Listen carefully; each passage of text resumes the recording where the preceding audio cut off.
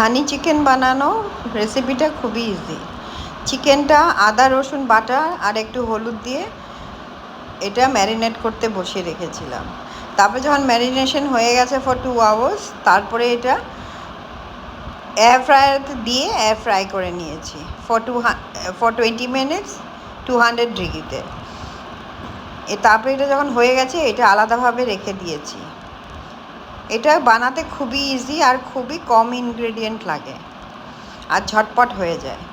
তারপরে দিয়ে কড়াইতে একটু তেল ব্রাশ করে এখানে জিঞ্জার পেস্ট দিয়ে জল আর একটু কাশ্মীরি মির্চ, পেপার, সয়া সস, সল্ট দিয়ে একটু নাড়াচাড়া করে তারপরে একটু হানি দিয়ে তারপরে একটু জল দিয়ে আর কেচাপ দিয়ে একটা গ্রেভির মতো বানিয়ে নিয়েছি।